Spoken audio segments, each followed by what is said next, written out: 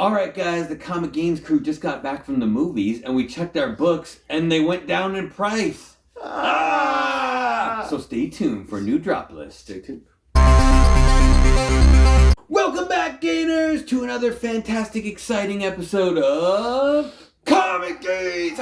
If you're new to the show, I'm Adam. I'm Zach, and this is Princess Aurora Hayes. Looking very lovely today. Got a flower dress on, doing the princess wave, and a flower in her hair, of course. So bow down respect. Coco's sitting right there. She looks like she's about to take a nap. She is tired. All hail the Coco. All hail the Coco. All right, guys. So today is Monday, and Comic Games always be doing our drop list on Mondays now. So every week we scour the internet for hot lists and trending lists from a year ago and try to figure out which books have dropped a significant amount to give you the details and the knowledge you need to make an educated decision on whether or not it's you should maybe pick up some of these books that have dropped or forget that they ever existed. And it's getting pretty easy to find books that are on the drop lately. Yeah. I mean, definitely movies and television are definitely helping us with this list because you kind of look at things that were like really hot a year ago and books that kind of fell off a little bit. Fell off. Went off the wagon. So this one was kind of special because after making the list, we kind of figured out that a lot of the books from this list were all books that were getting really hot because of movies that were coming out, because of Hollywood. And after those movies come out and they're passing down, whether they're good or not, sometimes, a lot of times the books go way down in price. And that's how they end up on our drop list. So it's exciting. We give you this knowledge and it's been helpful. Actually, we ourselves have bought a lot of books off the drop list because of this. And actually, I think there's one on here that Zach's looking at. Oh, yeah. Yeah, that Zach's looking on the current drop list today. So I mean, I have to beat him to the punch. You know, one thing you will not have to beat him to the punch on is some fruit punch.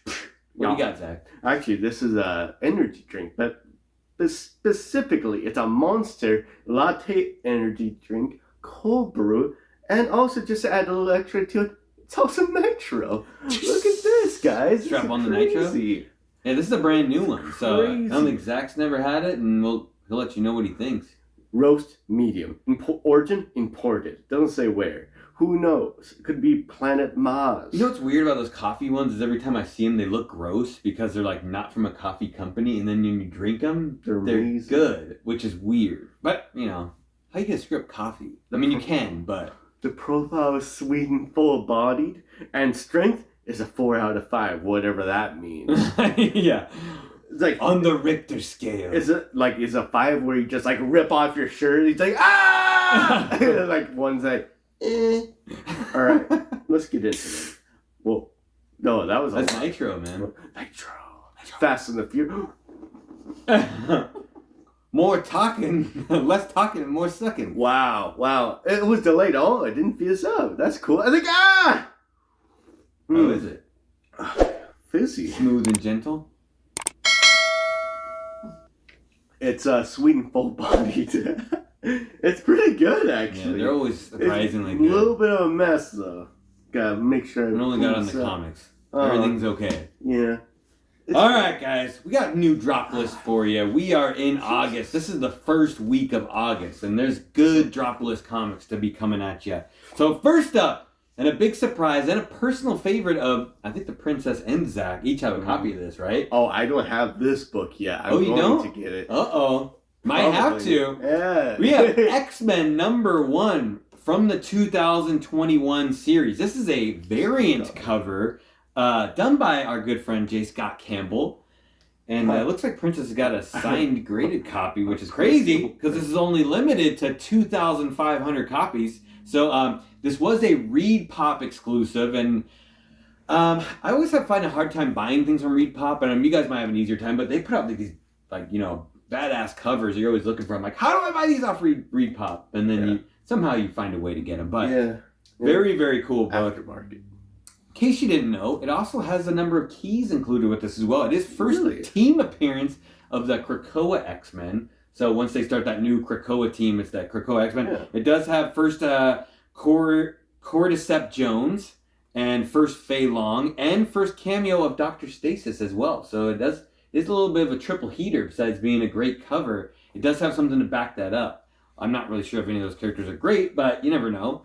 On a side note with this book, there's a lot of really good negative space variants out there. I think this one kind of is a good one by itself. Definitely stands up above the other ones. And, John Tyler Christopher did a bunch of really, really good ones, but he also has a lot of them. Whereas I may be wrong, but I don't think J. Scott Campbell did very many. If just maybe this. I think just did one. Yeah, I'm not sure. So it kind of gives it that little bit of oomph by itself. But, a lot of people are chasing for this book and we're looking for it, and maybe people forgot about it. It came out at this time, in 2021. Mm-hmm. So that's why it's on the drop list now. But Zach, what are you thinking? What should the people be thinking? So, a year ago, unsigned. So for $461.56. Ooh, now, how about that? Signed, just to give a comparison, 9/8, $319. Wow. Right? Wow. His signature is fairly prestigious. It's not to gawk at. It's, and the range, and I think the range is a low, unsigned 9/8, $207.50 Wow. to the high of $461.56. So a year ago, it was at the high for a year period. Average, $348.38. There was an artist proof, signed 9.8. And if you guys don't know what an artist proof is, Yeah, I believe it comes out slightly before when they're testing out low print run. And you want to see what it looks like. And they might make minor adjustments. There was only 300 printed of this one. And it sold for $850. Signed? Nice. That's the highest sell for this book. Because it's artist proof and it's signed, and it was probably at the top of the market. You know what I say about not original art, but artist covers, if there's not keys, I wouldn't really go after it. But this one does have a couple keys. And the price is actually not too bad. I mean, if you collect negative space variants or even like them, that's a whole other genre you can go for now. Negative space variant collecting. Yeah, right. There's actually a full list of it on Key Collector. Not all John Tyler Christopher. Crazy enough, there's a cool Kanan book that I think the princess has around here somewhere. I might steal. There's older books that they put in the list now too. I think there's a nice Booster Gold, right? One for me. It's negative space. Good old Booster Gold action, right? From back in the day. I mean, normally, I probably would get this eventually for the right price, but it's not a big book that should be on your list to pick up. I think it was like 200 raw for a while. It was. Yeah. A lot of them are high grade anyways. Don't get this book in low grade. Yeah, there's probably another book on this list that you might want to get. Just saying. All right, that's a good start to the drop list there. Okay. Next up on the list, and unfortunately we don't have this book, but there is a DC book on the drop list this time, and it is Infinite Crisis number 5 from 2006. How great this cover looks. It's also done by Jim Lee and written by Jeff Johns, so it's like, creative genius right there for a group together, and on some good DC action. I've heard only amazing things about this story. There's so many good things going on in this run of books right here from Infinite Crisis, but this is first full appearance and cover of Blue Beetle, which is Jaime Reyes. Cool book here. Is a Mexican-American teenager, so got some extra goodness there. And just to kind of lay it out there so there's no confusion, because it can be kind of confusing, there is his first appearance not in costume is in book number 3, and his first meeting of Booster Gold is in book number 4. And so this one kind of garnishes the highest one because it's the coolest one on the cover. Book 3 is actually pretty cool too, but he's not Blue Beetle yet at that time.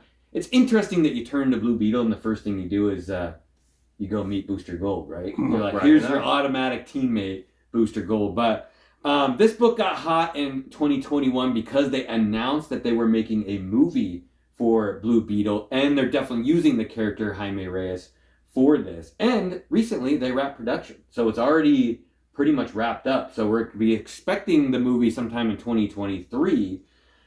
But I don't think DC, especially when there's nothing new going on, books start to drop a little bit. And I think a lot of people agree he's one of the cooler Blue Beetles of any of the other ones. He definitely has a lot more powers. Oh, yeah. He has some kind of weird suit from Alien suit, Alien right? Tech, That like goes onto him and he kind of becomes like this cool one. The other one was kind of like this super genius, right? The original Blue Beetle that had gadgets and whatnot. He had the gun, From Charlton Comics. But I don't know. Zach, what do you think? Made the drop list? You still have time? Movie hasn't even come out. Movie hasn't affected this book yet. Yeah. So it was a year ago, was $529.99 for a CGC 9.8. Now it's $330. The range is $215 to $550. Average sales is $336.93. I would wait on this book. I really want this book. It's dropped, getting close to being in half. At one time, it was under half of the high.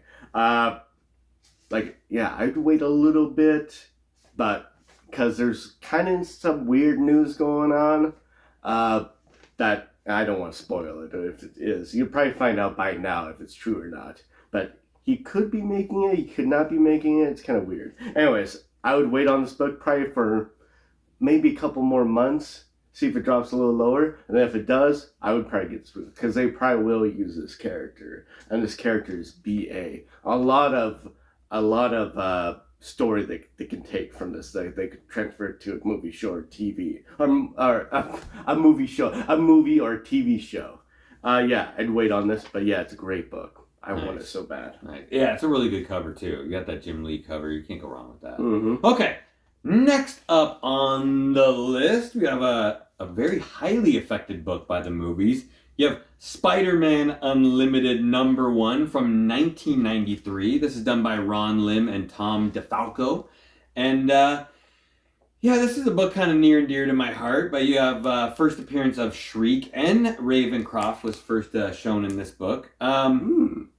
You know, the Maximum Carnage story has always been close to my heart. It's one of I think book #4 is one of the first books I ever purchased. Picking that up off the rack, and I was like, whoa, Spider-Man and Venom and Carnage are all extremely cool characters.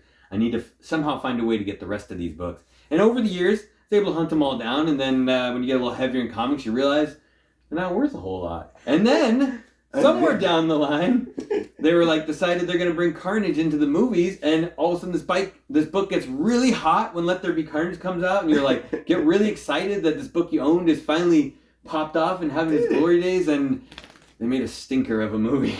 Yeah. There was I don't know. There's a lot of movies I try to like, and I did not like that Venom movie. Had a lot of action at though. all.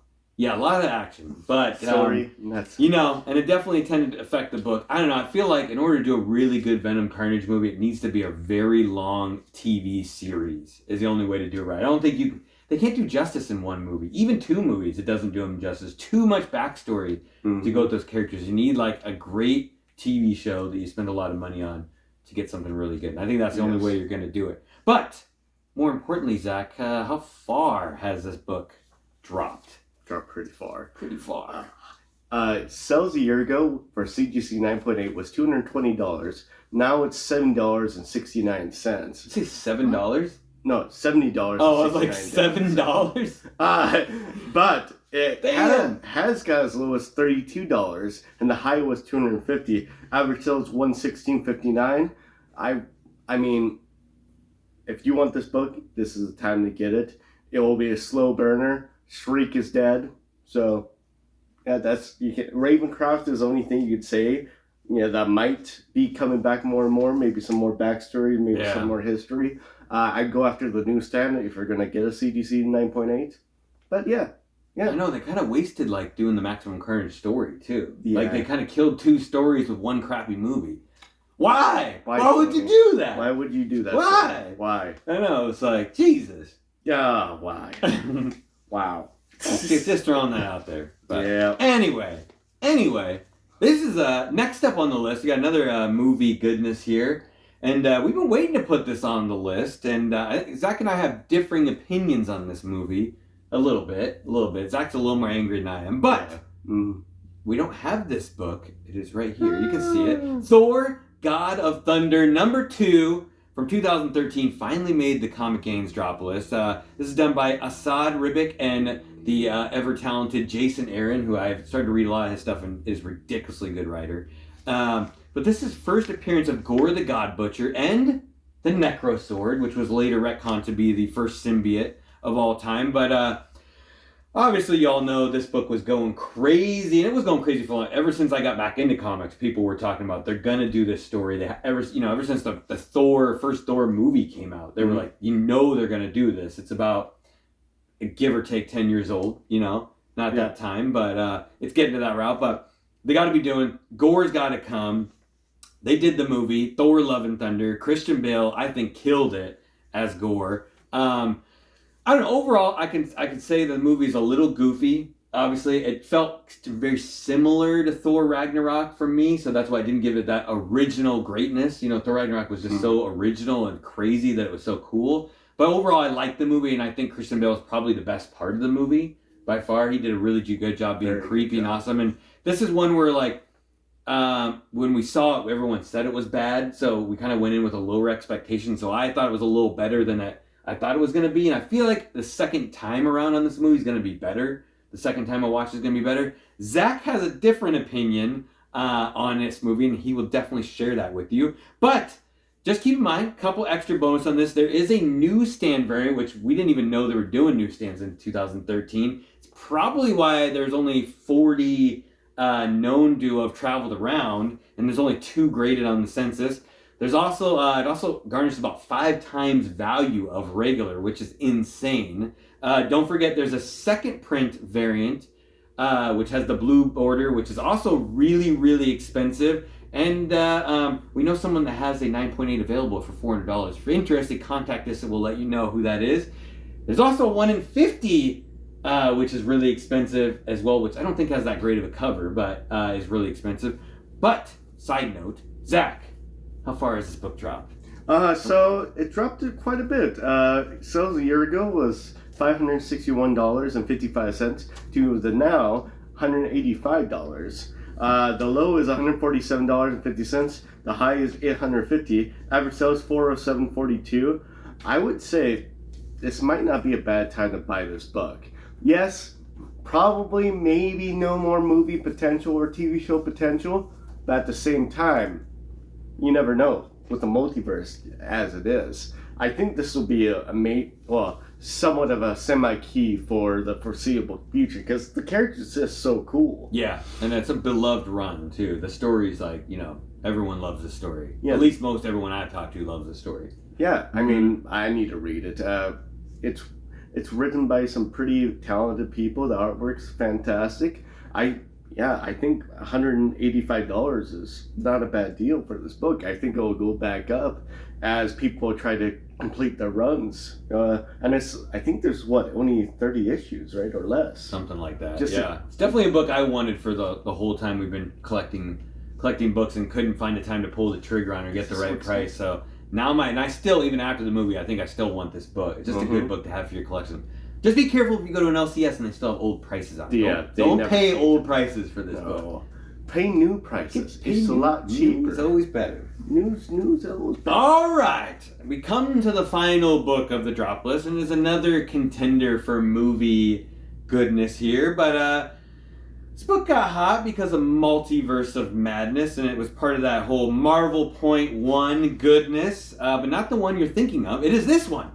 From 2012. This is, Zach's gonna love this, Adi Granoff cover, and Nick Spencer did the work on this, but I actually don't mind the cover. Like, Nick Fury looks cool. I don't care for the reasoning of it, though, but it is first cover appearance of American Chavez, and she's, like, on that card being flipped in the air that's, like, kind of sideways at the time. It's not even directly forward, so not the best cover for American Chavez, but it actually has an extra bonus key along with it. It is a preview appearance of Young Avengers, too, in this book, so it's got a little bonus goodness. But, you know, you got Multiverse of Madness come out. They show American Chavez. You got a young actress playing the character who did an excellent role.